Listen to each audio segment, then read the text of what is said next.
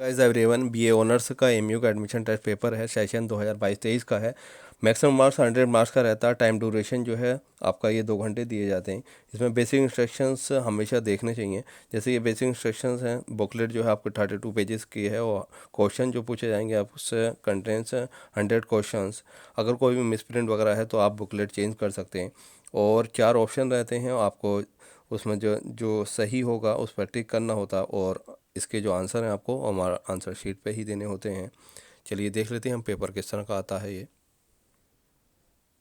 First question है, fill in the blanks with the most appropriate option. Let's go to the bus stand now just in case his bus arrives early. The synonyms of interpret. Interpret का जो synonyms है वो बताना है। तो interpret का मतलब होता है फेयरलेस, बोल्ड, डेयरिंग। तो फेयरलेस। एंटोनिम्स ऑफ रथलेस यानी बेदर्द, क्रूर। बेदर्द क्रूर मीनिंग होता है रथलेस। इसका अपोजिट क्या होगा? एंटोनिम्स यानी मर्सीफुल। आ रिमार्क या आइडिया विच लैक्स ओरिजिनलिटी या फ्रेशनेस इज। टर्स का मतलब होता है ब्रीफ, कंसाइज या समरी। ट्राइट। ट्राइट यानी घिसे पिटे, जो किससे होते हैं घिसे पिटे किससे, तो trite, TRITE, trite. Next question, fill in the blanks with the most appropriate option. wet behind the ears is। wet behind the ears का फ्रेज का मीनिंग क्या है? Lacking experience. आप किसी भी नए कोर्स में रहते हैं तो आपको इस कोर्स के बारे में इतना एक्सपीरियंस नहीं होता है, या नए जॉब के लिए आप जाओगे तो जॉब करने के बाद ही 1-2 साल के बाद आप एक्सपीरियंस हो पाओगे। तो बीइंग इमेच्योर या lacking experience.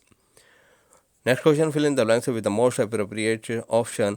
Work on excel. Work on excel to be careful about one's word यानी बोलने से पहले कि आपको बोलने से पहले कि आपको ये देखना चाहिए आप क्या बोल रहे हो। तो to be careful about one's word या वंस एक्शन, आपके अपने एक्शंस पे extreme question about one's word या actions. Which of the following means never having happened और एग्जिस्टेड इन द पास्ट यानी एग्जिस्टेड इन द पास्ट जो कभी ना हुआ हो, never having happened. Unprecedented. Unprecedented यानी option B is correct. Unflinching का मतलब क्या है? वीर या बेहिचक। Which of the following phrase is not similar in a meaning to in a difficult situation. तो इन अ डिफ़िकल्ट सिचुएशन, तो इन अ टर्स, इन अ क्या नहीं, difficult situation in a tense नहीं है। तो ये इन अ कॉन्ट्री यानी नाजुक हालात होते हैं। इन अ दशो यानी, और इन अ स्पोर्ट ये भी उसमें ही ब्लेमिंग वगैरह प्लेस वगैरह में यूज़ होता है। तो ना ट्रेंस जो सिचुएशन है एक मेंटल सिचुएशन है। अ mental state in which you do not notice what is going on around you are temporary mental conditions in which someone is not completely conscious of and or not in control of himself या herself। तो इस तरह की एक situation होती है, उसे हम ट्रेंस बोलते हैं, tense. Next question, the prime minister was accompanied by the members of his cabinet। Next question, the crowd of demonstrators outside the government office was enormous। Fill in the length with the most appropriate option। The car broke down suddenly। The car broke down suddenly। Fill in the blanks। The man has fallen out with his family।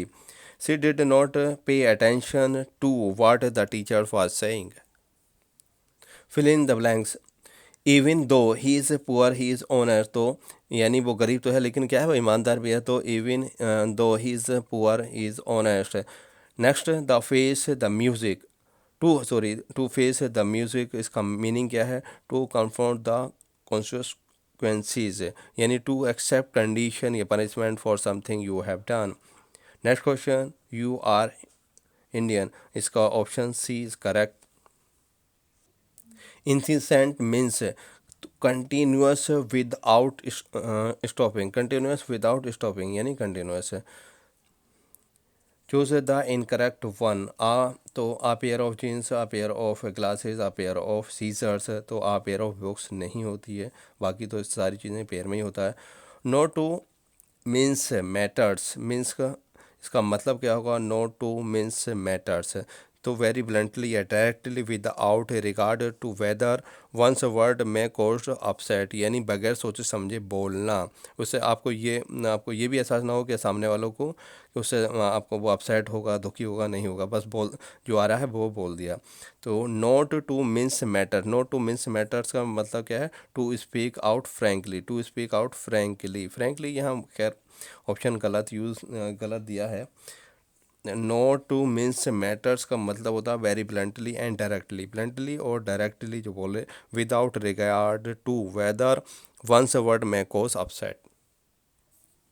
Next question, to turn over a new leaf, to turn over a new leaf means a change for the better, a change for the better, the alter the alter your behavior in a in a positive way, in a positive way, to start fresh, to change course, to start fresh। तो change for the better, change to turn over a new leaf, to turn over a new leaf का मतलब है change for the better, change for the better. Acronym means क्या, यानी word form with from an abbreviation.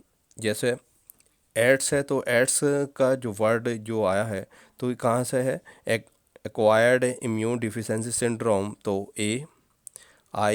AIDS। तो इसकी full ads की full form क्या होती है? Acquired immune deficiency syndrome.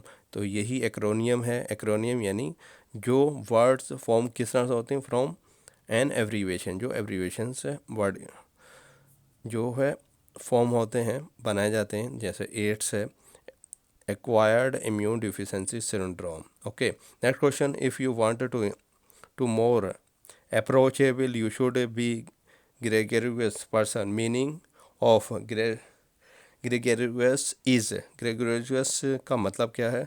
sociable। Unequivocal means, equivocal का मतलब होता है dark, ambiguous, cryptic, enigmatic, obscure, vague, not clearly या अंडरस्टैंड एविल। तो अन इक्विवोकल यानी नॉट क्लियरली, तो अन इक्विवोकल का मतलब होगा क्लियरली। ओके, क्लियर यानी clear.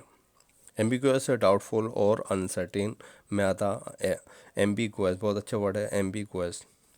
Next question, kin is well educated and he could turn any conservation into an erudite discussion।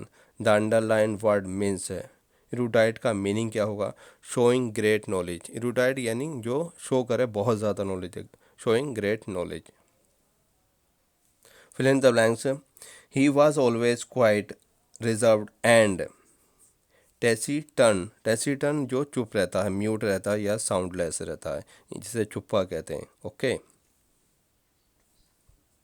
I was brought up in Italy at Rome। Next question, Harappan civilization was situated on the bank of river Ravi। तो Harappa village in western prince यानी ये eastern Pakistan में है Harappan civilisation. Okay, the constitution of India recognise तो बहुत religious and linguistics minorities, किसे किसे देता? बहुत religious and linguistic minorities. Chief election commission 3 members body होती हैं, और इसमें चीफ इलेक्शन तो पहला जो होता है वो चीफ इलेक्शन कमिश्नर होता है, जो ये 25th राजीव कुमार साहब हैं। 25th जो चीफ इलेक्शन कमिश्नर हैं कौन है? राजीव कुमार हैं। और 2 आपके इलेक्शन कमिश्नर होते हैं, एक है अनूप चंद्रा पांडे और अरुण गोयल। ओके, अनूप चंद्रा पांडे और अरुण गोयल 3 मेंबर होते हैं। और आर्टिकल कौन से उसमें आते हैं? 324 आर्टिकल के में आते हैं। Is an independent and impartial functional body है ये। Okay, ECI election commission under article 324 3 members body है। Next question, which among the following deities control rivers according to the Rigveda के हिसाब से कौन से देवी देवता हैं जिनके क्या है वो बारिश को रिवर्स को कंट्रोल करते हैं? तो वह सरस्वती। कौन से कंट्रोल करती हैं देवी देवता? उनकी Saraswati. 31, after the revolt of 1857 Mughal empire Bahadur Shah was captured and deported to, यानी जो है उन्हें कैद किया गया और उसके बाद उन्हें भेज दिया कहाँ भेजा गया था? बर्मा यानी म्यांमार में भेज दिया गया था। बहादुर शाह ज़फ़र सेकंड या नाउन एज बहादुर शाह ज़फ़र, तो ये 28 सितंबर 1837 में बादशाह बने आफ्टर रिवॉल्ट है, क्योंकि जो फर्स्ट जंग आज़ादी जो हुई थी वो बहादुर शाह ज़फ़र के ही नेतृत्व में हुई थी after the revolt of 50 first revolt यानी 1857, यही इसी को हम पहली जंग आज़ादी कहा जाता है। और मेजर हिल्टन हडसन ने इन्हें अरेस्ट करा था 20 सितंबर 1857 को, और इनके दो लड़कों को और पोते को, ग्रैंडसन को, इन्हें क्या है किल्ड यानी मार दिया था। और ट्रायल इनके पास यानी जब गिरफ्तार होने के बाद उनके पास केस चला, तो ये 27 जनवरी 1858 से 9 मार्च 1858 तक ये केस चला, और डिपोर्टेड 7 अक्टूबर 1858 को म्यांमार भेज दिया गया, इन्हें डिपोर्टेड कर दिया गया 7 अक्टूबर 1858 को। और इनकी जो डेथ हुई वो 1862 में कहाँ हुई, बर्मा म्यांमार में ही ख़त्म हो गए। ये बहुत चाहते थे कि मैं अपने वतन हिंदुस्तान आऊँ, लेकिन इनकी ये ख्वाहिश पूरी नहीं हो पाई थी। Which of the following is a rabi crop, यानी रवि क्रॉप कौन सी है, तो रवि देखिए rabi R A V I, rabi crop तो क्या है, ग्राम, ग्राम क्या है, रवि क्रॉप है। और देखिए रवि क्रॉप और खरीफ, KHARIF खरीफ, तो राइस RICE राइस, भाई इसे ध्यान रखिएगा क्योंकि कन्फ्यूजन रहता है रवि क्रॉप्स कौन सी हैं और खरीफ क्रॉप कौन सी हैं। तो खरीफ KHARIFE, तो RICE कर दीजिएगा। अब राइस यानी राइस क्या है, राइस में यानी आपके क्या है जून में आपके बोया जाता है, जून टू अक्टूबर और नवंबर तो रहता है, इसमें पानी की मात्रा भी ज़्यादा चाहिए होती है। तो क्या खरीफ क्रॉप कौन सी है, राइस है, मेज़ है, मिलेट है, रगी, पल्सिस, सोयाबीन, ग्राउंड नट है। तो ये आपकी हैं खरीफ क्रॉप्स हैं। रवि क्रॉप्स, रवि यानी राइस का अपोजिट क्या होता है, देखिए हम दो ही चीज़ मेन ज़्यादा इस्तेमाल करते हैं, गेहूँ और चावल। तो राइस का एक हिसाब से ऑल्टरनेट क्या है, वीट है, वीट। तो राइस, तो राइस कायम आ गया खरीफ में, RICE राइस है। और इसका अपोजिट यानी इसका मतलब वीट, वीट कायम आ गया रवि क्रॉप में। ओके, वीट इसमें क्या है पानी की कम मात्रा होती है, ये अक्टूबर में हो जाता है, अक्टूबर टू मार्च, मार्च और अप्रैल रहता है इसका टाइमिंग। तो रवि क्रॉप वीट, बर्ले, ओट्स, ग्राम, मस्टर्ड और linseed. Next question, what is the theme of the national girl child day. 2019 का क्या था, ये बी वाला था, और लेकिन 2023 का क्या होगा, digital generation, our time in is now, our rights our future. Next question, which of the following types of glasses is use for making optical instruments. Optical instrument flint glass use किया जाता है। Which districts of India is most affected by Japanese encephalitis. Encephalitis जो दिमागी बुखार होता है वो सबसे ज़्यादा कहाँ है, गोरखपुर। विच of the following is not a principles of Panchsheel. Panchsheel एक एग्रीमेंट है चाइना और इंडिया के बीच में, तो उसमें 5 एग्रीमेंट हैं। ओके, तो उसमें क्या है, कौन सा नहीं है, non alignment. Okay, next question, who was popularly known as the nightingale of Assam. Nightingale of Assam किसे कहा जाता है, दीपाली भरतुकुर को कहा जाता है। नाइटेंगल ऑफ इंडिया किसे कहा जाता है, सरोजिनी नायडू को कहा जाता है। Which among the following was associated with separation of thug. Separation of thug का जो एक्ट बनाया था किसने, captain William Sleeman, captain William Sleeman. Blue revolution is related to, blue revolution किससे रिलेटेड है, फिश प्रोडक्शन से रिलेटेड है। Oil production, oil जो है वो येलो है, मिल्क वाइट है, और potato round revolution.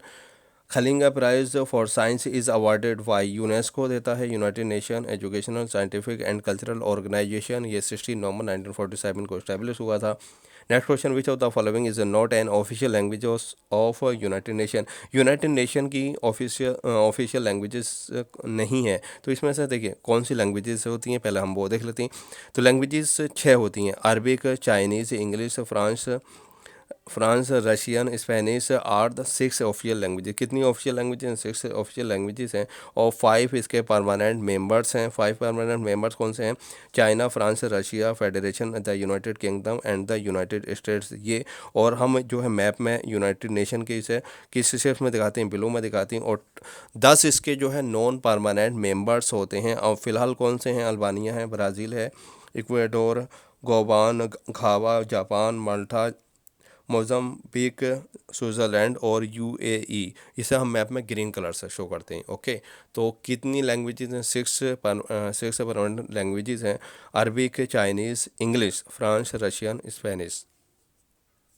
Next question 42 identify the incorrect match of from the following. Incorrect जो है तो येलो रेवोल्यूशन क्या है? The production of edible oil. Grey revolution related to fertiliser सही है। ब्लैक रेवोल्यूशन क्या है? रिलेटेड टू पेट्रोलियम सही है। और गोल्डन फाइबर रेवोल्यूशन यानी रिलेटेड टू जूट है। तो कौन सा गलत है इसमें, यानी इनकरेक्ट बताना? तो वो येलो रेवोल्यूशन है, हमें गलत ही बताना था। तो ऑप्शन ए सही है। Which of the following is not N igneous rocks? Igneous यानी ऑप्शन डी से सही है। और रॉक्स कितने टाइप्स की होती हैं? 3 टाइप्स की होती हैं, इग्नियस रॉक्स, सेडिमेंटरी रॉक्स और मेटामॉर्फिक रॉक्स है। Question number 44 golden awards are instituted to recognise those people who have outstanding contribution in the field of. कौन से फील्ड में दिया जाता है गोल्डन अवार्ड? वो है protection of environment. Okay, option D. Next question the identify of liberty, equality, fraternity in the preamble of the Indian constitution have been taken from the. तो देखिए लिबरलाइजेशन, इक्वलिटी और fraternity ये France revolution से लिया गया है। ऐप से याद रखिएगा, fraternity France. Okay, who served as the acting prime minister of India twice. Acting prime minister 2 बार कौन बने? तो वो है गुलजारी लाल नंदा साहब बने। First prime minister of India की डेथ के बाद, जवाहरलाल नेहरू की डेथ के बाद 1964 में बने। ये 13 दिन के लिए first time in 1964 after the death PM Jawaharlal Nehru for 13 days. और दूसरी बार after second PM Lal Bahadur Shastri for 13 days. Lal Bahadur Shastri के बाद फिर ये 13 दिन के लिए बने। 13 इनका टोटल टाइम पीरियड जो है गुलजारी लाल नंदा का as a acting prime minister कितने रहा? 26 दिन। Okay, in India the council of ministers headed by prime minister is responsible to. तो हाउस ऑफ पीपल, क्या कहा जाता? House of people. The main constitution of atmosphere, the main constituent of atmosphere gases constituting 3/4 of all the gases is 3/4 यानी 75%। तो किसका रहेगा? वो nitrogen यानी 78% होता है, ऑक्सीजन 21%, मीथेन और carbon dioxide. Which of the following rights was described by doctor Bhimrao Ambedkar as the heart and soul of the Indian constitution? किसे कहा था डॉक्टर भीमराव अम्बेडकर ने? Right to constitutional remedies. Right to constitutional remedies ऐसे पर article 32 को हम क्या कहते हैं? Heart and soul of the Indian constitution. ऐसे पर the article 32 individual can move to the Supreme Court if they are being denied their fundamental rights that are guaranteed in the constitution. ये guarantee है, अगर कोई भी उसका fundamental rights अगर denied हो रहा है तो वो ऐसे सुप्रीम कोर्ट में अप्रोच कर सकता है। Fifth question number 50 fundamental duties of citizens were added to the Indian constitution vide 42nd amendment. 42nd amendment में यानी 42 अमेंडमेंट में ऐड किया गया। 42nd कॉन्स्टिट्यूशन अमेंडमेंट एक्ट 1976 में हुआ था। A new chapter 14A which consists of only one articles 51A was added which deal with a code of 10 fundamental duties for citizen। 10 कितनी fundamental duties हैं? 10 fundamental duties हैं, article 51A। Who wrote the book violence of green revolution? ये किसने लिखी थी? वंदना शिवा ने लिखी थी। Volcanic eruption do not occur in Baltic sea में नहीं होता है। कहाँ नहीं होता वोल्केनिक एरप्शन? कहाँ नहीं होता? बाल्टिक सी और यानी ब्लैक सी और कैरेबियन सी और कैस्पियन सी में होता है। Which of the following is the natural habitat of the Indian lion? Indian lion के गिर फॉरेस्ट क्या है? नेचुरल हैबिटेट है इंडियन लॉयन के लिए। Numismatics is the study of coins। The incident of blood Sunday 1905 occurred in Russia में हुआ था। Which of the following is responsible for the greatest movement of tides gravitational attractions? Which of the first women lawyer promoted as a जज of the Supreme court? तो इंदु मल्होत्रा को supreme court का जज appoint किया गया, उन्हें ऐसे प्रमोट करके। तो टेक ऑथ ऑन इन्होंने कब ऑथ ली थी? 27 अप्रैल 2018 में ऑथ ली थी इन्होंने। Okay, the minimum age to contest election in panchayat and municipalities in India is.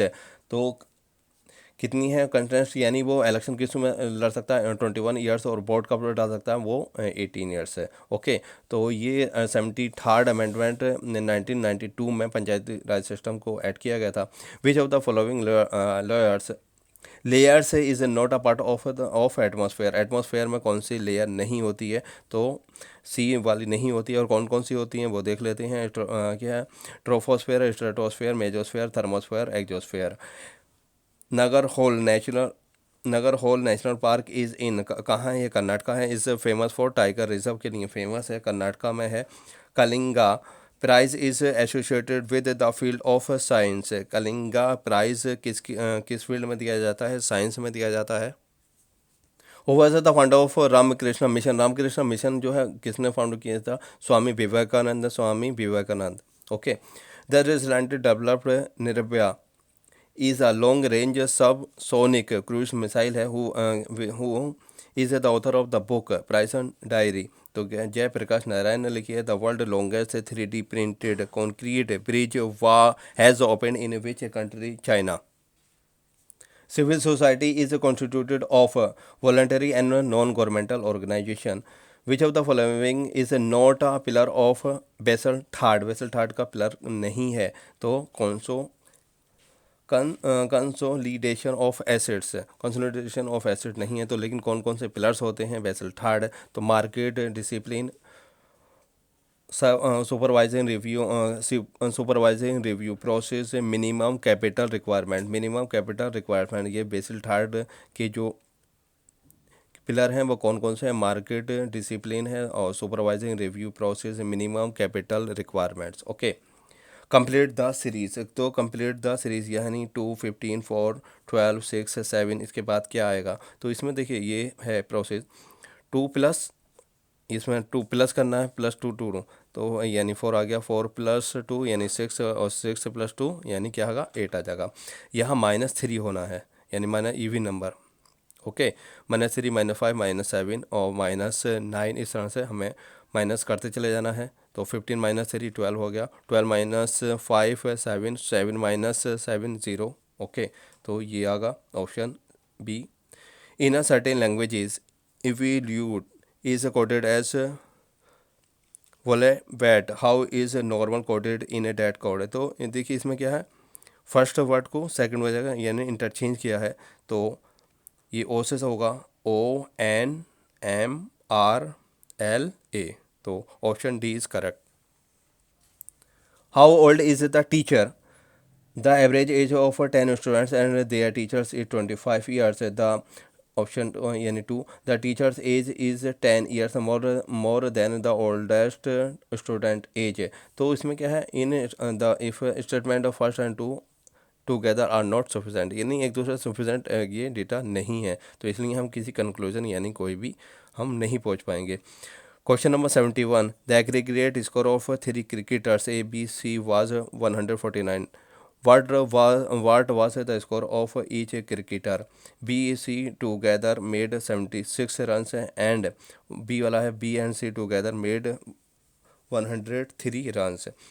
Option C, if both statement were 1 and 2 together are sufficient but neither of statement alone is sufficient.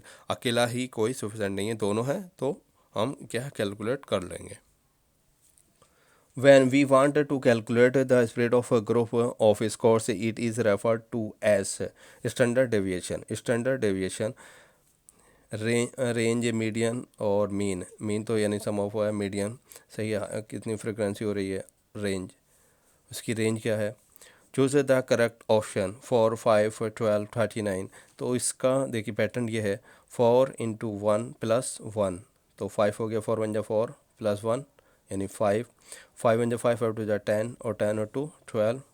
तो इस तरह से हम ये निकाल सकते हैं। ओके, तो ऑप्शन बी है। 6 pipes are required to fill a tank in 1 hour 20 minutes. How long will it take if only 5 pipes of the same types are used? देखिए 6 पाइप्स कितने टाइम ले रहे हैं, 60, 1 आवर में कितने मिनट्स होते हैं, 60 और +20 कितने हो गए, 80 मिनट्स हो गए।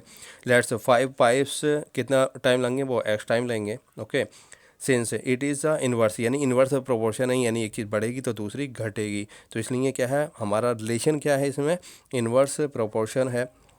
तो इसलिए 6 इंटू हम इसमें डायरेक्ट मल्टीप्लाई करते हैं जब इन्वर्स प्रोपोर्शन हो, तो 6 इंटू 80 और इंटू 5 इंटू एक्स। ओके, तो एक्स जो है ये इसके नीचे आ जाएगा। अगर हम x की वैल्यू निकालेंगे तो क्या हो जाएगा, ये 5 यहाँ आ जाएगा, 6 इंटू 80 आएगा ये, 6 इंटू 80 डिवाइडेड बाई 5, तो हम यानी पाँच कितना आ जाएगा 480 डिवाइडेड बाई 5। एक्स की वैल्यू आ गई वो 96 मिनट्स आ गई। 96 मिनट्स को हम 1 आवर यानी 60 और प्लस 36 मिनट्स कह सकते हैं, तो 1 hour 36 minutes. Okay, option A सही है। The list price of the shirt is rupees 220 है, डिस्काउंट है 20% दिया जा रहा है, तो what is the amount of discount on it, discount कितने रुपए का हमने दिया, 100 रुपये पे 20% का तो 20 रुपये, और 100 यानी 200 पे हो गया 40 रुपये। ओके, और 20 रुपये पे हो गए कितने, 10 रुपये पे 2 रुपये, और फिर 20 रुपये पे यानी 4 रुपये, तो हम ऐसे वैसे भी निकालें तो 44 हो गया, तो टोटल अमाउंट हमें 20% ऑफ 200, तो इस तरह से हम निकाल सकते हैं। ईजी, बहुत ईजी क्वेश्चन था ये। Okay, who among the following was not the profit of Islam, profit of Islam में कि वो प्रॉफिट कौन नहीं है, यानी पैगंबर कौन नहीं है, तो लुकमान तो एक हकीम था ना, हज़रत इब्राहीम अलैहिस्सलाम, हज़रत दाऊद, हज़रत ईसा अलैहिस्सलाम, ये हमारे प्रॉफिट हैं। Alamgir was the title of the famous Mughal ruler, तो औरंगज़ेब को कहा जाता है Alamgir. Syed Ahmad Barelvi was the pioneer of, तो ये है Ahle Hadith movement, Ahle Hadith movement, option C. 79 author of Bahishti Zewar is, तो अशरफ अली थानवी को कहा जाता है, Ashraf Ali Thanvi, Ashraf Ali Thanvi. Question number 80, Sheikh Yahya Maneri was associated with Roshaniya सिलसिला, Sihah Sitta is a compendium of, compendium तो authentic compilation of the Sunnah of the prophet Mohammad सल्लल्लाहु अलैहि वसल्लम। शिया सीता, इसमें क्या है 5 किताब से हैं, उस किसके हैं, हदीस है हज़रत मोहम्मद सल्लल्लाहु अलैहि वसल्लम के बारे में, वो हदीस है, उसे हम सिया सीता कहते हैं, Sihah Sitta, authentic compilation of the Sunnah of the prophet Mohammad सल्लल्लाहु अलैहि वसल्लम। Question number 82, the Sufi who opposed the cult of Mughal empire Akbar was, Sheikh Ahmad Sirhindi. Guru Nanak was influenced by the teaching of the renowned Sufi Farid al-Din Ganj Shakar, फरीदीन गंज शकर के क्या है influence हुए थे उनकी teaching से, teaching by the renowned Sufi, तो Farid al Din Ganj Shakar, option A is correct. Armaghan Hijaz is are rendition of Muhammad Iqbal, The Gift of the Hijaz, originally published in Persian 1938, was a philosophical poetry book of अल्लामा इकबाल। क्या है उनकी poetry book है अल्लामा इकबाल साहब की, मोहम्मद तो है अरमुगन हिजाज, अरमुगे हिजाज जो है उनकी एक पोइट्री की किताब का नाम है। नवाब Sirajul Daula was defeated by the Britisher at the Battle of, तो नवाब ऑफ बंगाल कहा जाता, तो किस में हारे थे ये, प्लासी 23 जून 1757 में हुई थी। Faruqi dynasty was the part of a Khandesh सल्तनत का पार्ट था। The jagir system was introduced by Firoz Shah Tughlaq, Firoz Shah Tughlaq ने है ये जागीर सिस्टम स्टार्ट किया था। Which of the following is not a part of the Islamic aqidat, तो तसव्वुफ, ये अकीदत नहीं क्योंकि तौहीद रिसालत और आखिरत ये क्या है इसके इस्लामिक अकीदत के पार्ट हैं। The commentary of the Quran written by the Abul Kalam Azad is named as, Tarjuman al Quran इन्होंने क्या है ट्रांसलेट किया था, is the translation of the Quran from Arabic to Urdu by the Maulana Abul Kalam आज़ाद साहब ने किया था। आलिया दरवाज़ा वाज बिल्ड बाय, किसने बनवाया था, अलाउद्दीन खिलजी ने बनवाया था, और ये 1311 AD में बनाया था। The founder of MAO college was laid by lord Lytton. Lord Lytton यानी 8 जनवरी 1877 माउंटेन एनवायरनमेंटल कॉलेज जो कि बाद में AMU बना। The foundation of Madrasatul Uloom Musalman Hind was laid in the year 1875 at Sami Manzil jail road Aligarh 24 May 1875। The angel interested with the task of the blowing the trumpet of the day of the judgment, यानी क़यामत के दिन जो पैगंबर सूर फूकेंगे उनका नाम बताइए। तो उनका नाम क्या है? हज़रत इसराफील अलैहिस्सलाम। हज़रत जिब्राईल अलैहिस्सलाम का क्या काम है? हज़रत जिब्राईल है अपॉइंट किए गए थे जो वही लेकर आते थे पैगंबरों पर। हज़रत मिकाईल अलैहिस्सलाम जो कि रेन वगैरह बारिश वगैरह का काम है, इनका विंड वगैरह जो यानी रोज़ी रोटी का जो मेन काम है, मिकाईल अलैहिस्सलाम इनमें सबसे ज़्यादा पॉपुलर है। और हज़रत इज़राइल अलैहिस्सलाम the angel of death. Okay, तो हज़रत इसराफील यानी सूर कौन फेंकेगा? फील अलैहिस्सलाम, हज़रत इसराफील अलैहिस्सलाम। The city name by Mughals as Akbarabad. Akbarabad का नाम रखा था आगरा। ओके, बेगम सुल्तान जहाँ जो है ये first vice chancellor of MU की थी। और फर्स्ट प्रोफ चांसलर कौन थे? HS सर आगा खान थे। और वाइस चांसलर कौन थे? मोहम्मद अली मोहम्मद खान राजा साहब ऑफ महमूदाबाद। ये first vice chancellor of MU के थे 1920 से 1923 तक रहे। रियल नेम ऑफ नवाब विकारुल मुल्क वाज मुश्ताक हुसैन। क्या है इनका? नवाब विकारुल मुल्क का रियल नाम था Mushtaq Hussain. Sir Syed was associated with the Urdu language newspaper named Syed al Akhbar. Viceregent of Mohammad Ghori at Delhi was Qutubuddin Aibak. Viceregent of Mohammad Ghori का कौन था? Qutubuddin Aibak. Who among the following was involved in the foundation of Jamia Millia Islamia at Aligarh.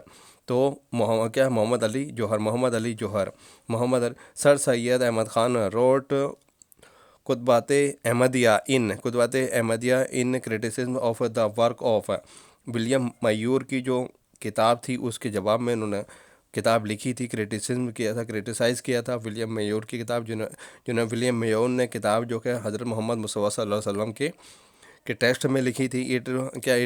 It was a response of sir Syed Ahmad Khan Ahmad on the books life of Mohammad किसने लिखी थी?